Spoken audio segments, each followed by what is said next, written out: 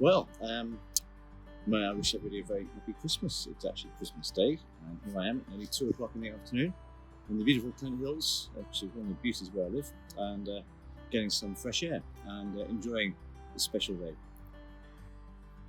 So I thought it might be useful just to explain what this is hanging around my neck, basically.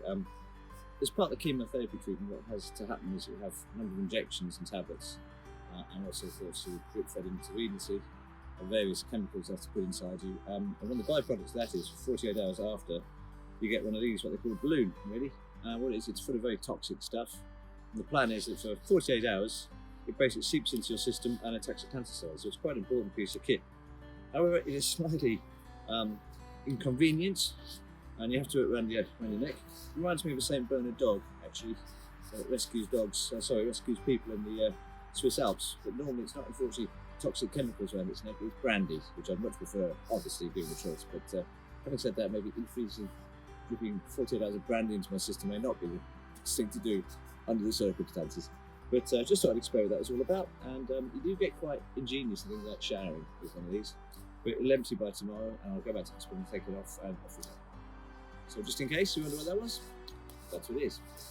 So, yesterday, the 24th of December 2019, my day started quite early because I had to be at Warwick Hospital for 9 o'clock. So, lovely Yvonne, as always, you know, my partner in crime, insisted on taking me, which I thought was a real challenge and a real labour of love, because the treatment was actually 9 hours, started at 9 o'clock and finished basically at about, well, it's just, I think it was about 4:30, I can't remember now.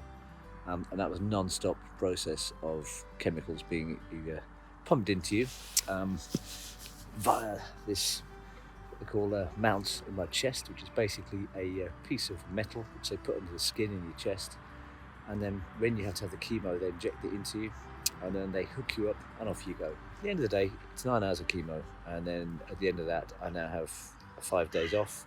Then, as from Saturday night, I start injecting myself again in the stomach for 5 days, which again is interesting, but you can't dwell on it. It's a bit like the stoma bag, you know. If you spend no time worrying about it, you won't do it. You just pick it up and get on with it, and that's how it is. Conversations take place sometimes about, you know, about mortality and about life, and about your attitude towards dealing with a serious illness, whatever it happens to be.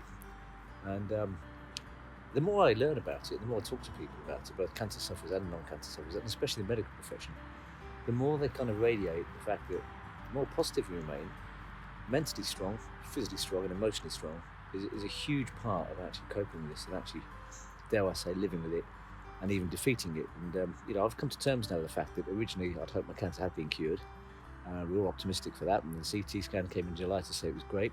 Then I was top of the world, you know. I thought we're back into normality, and then by October to come back, you know, worse, more aggressive in different places in the bowel.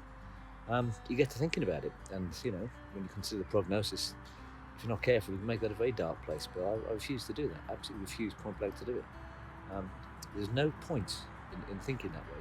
You've got to keep thinking in a way which is, you know, going back to my own mantra from my own martial arts experience: and never give up, never give in. No matter what the odds are, you just don't quit.